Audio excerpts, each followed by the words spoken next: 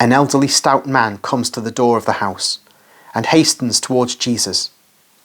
"It is a great honour, Master, to see you," he exclaims, greeting him. Jesus greets him. "Peace be with you," and adds, "It is getting dark, and it is about to rain. I beg you to give shelter and a piece of bread to me and my disciples.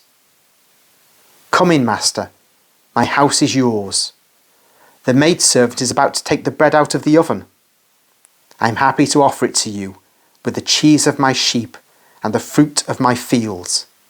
Come in," because the wind is cold and damp, and he kindly holds the door open and bows when Jesus passes. But he suddenly changes tone, addressing somebody he sees, and he says wrathfully, "Are you still here? Go away.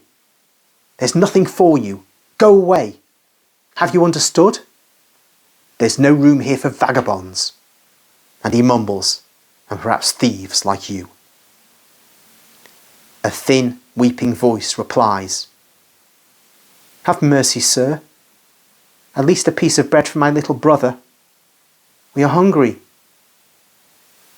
Jesus, who had gone into the large kitchen, which is cosy because of the big fire which serves also as a light, comes to the threshold. His countenance has already changed. With a severe and sad expression, he asks, not the host, but in general.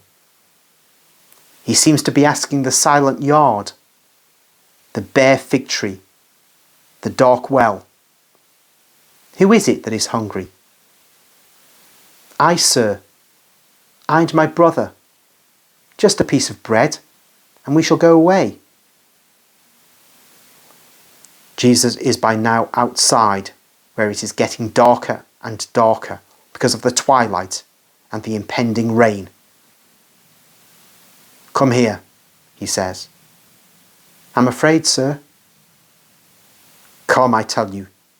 Do not be afraid of me." The poor girl appears from behind the corner of the house. Her little brother is holding on to her shabby little tunic. They look timidly at Jesus, and with fear in their eyes at the landlord, who casts a nasty look at them and says, "They are vagabonds, Master, and thieves. Only a little while ago I found her scraping near the oil mill. She certainly wanted to go and steal something. I wonder where they come from. They do not belong to this area." Jesus pays little or no attention to him. He gazes at the little girl's emaciated face and untidy plaits, 2 pigtails beside her ears, tied at the ends with strips of a rag. But Jesus' countenance is not severe while he looks at the poor wretch. He is sad, but he smiles to encourage her. "Is it true that you wanted to steal? Tell me the truth." "No, sir. I asked for a little bread because I am hungry. They did not give me any. I saw an oily crust over there, on the ground, near the oil mill, and I went there to pick it up. I'm hungry, sir. I was given only 1 piece of bread yesterday, and I kept it for Matthias. Why did they not put us into the grave with our mother?" The little girl weeps desolately, and her little brother imitates her. "Do not weep." Jesus comforts her, caressing her and drawing her close to himself. "Tell me, where are you from?" "From the plain of Esdraelon." "And you've come so far?" "Yes, sir." "Has your mother been dead long? Have you no father?" "My father died, killed by sunstroke at harvest time. And my mother died last month. And the baby she was giving birth to died with her." She weeps more and more. "Have you no relatives?"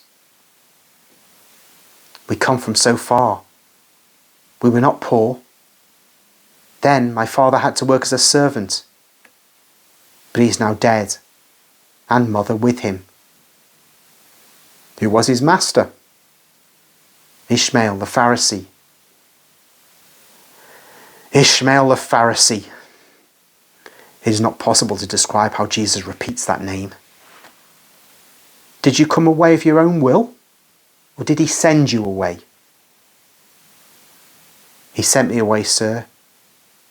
He said, the street is the place for starving dogs.